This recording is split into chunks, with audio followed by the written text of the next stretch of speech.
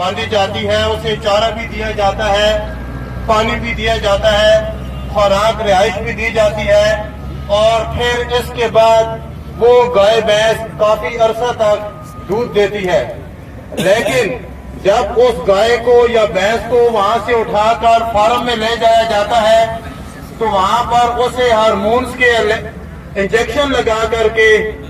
6 ماہ یا 1 سال کے اندر اس کا تمام دودھ نچوڑ کے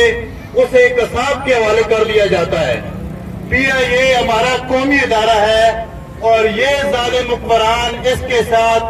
فارم کی گائے اور بھینس والا سلوک کرنا چاہتے ہیں تاکہ چند سالوں کے اندر اس کو نچوڑ کے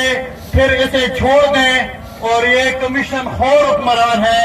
آپ یقیناً دیکھ لیں، ہم یہاں پہ واضح کرتے ہیں کہ یہ PIA کو فروخت نہیں کر رہے، یہ PIA کو خرید رہے ہیں، اور جو کمپنی اس کے شیئر خرید رہی ہے اس کی تحقیقات کرنی چاہیے کہ ان کا موجودہ وقت کے حکمرانوں سے کیا تعلق ہے۔ لہذا ہم شدید اس کی مذمت کرتے ہیں اور ان کمیشن خور، اور میں یہاں پہ چند ماہ پہلے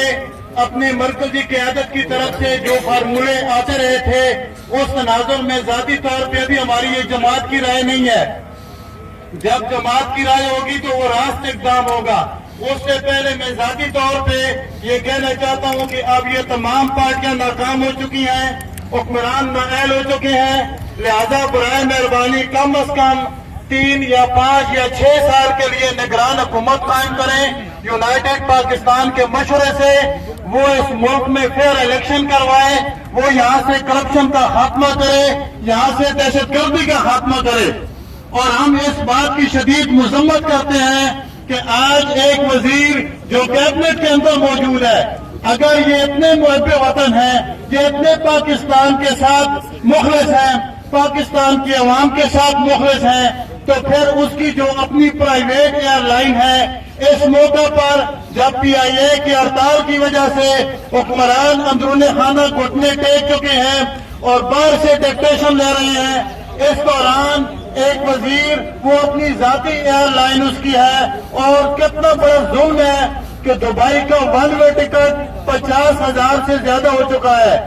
یہ شیشہ ہے ان حکمرانوں کا، یہ ان کی سوچ ہے۔ ہم شدید مذمت کرتے ہیں نجکاری کی، اور واقعی یہ نجکاری سرمایہ داریت کی بیماری ہے، اور انشاءاللہ پاکستان کے کروڑوں عوام، کسان اور مزدور یونائٹڈ پاکستان کے پلیٹ فارم سے پاکستان کے اندر ایک سیکولر، سوشلسٹ، نیشنلسٹ اور نیشنل ڈیموکریٹک انقلاب لا کر کے انشاءاللہ پاکستان میں نوید انقلاب لائیں گے، اور انشاءاللہ پاکستان میں انقلاب کا سلسلہ شروع ہوگا۔ بہت بہت مہربانی۔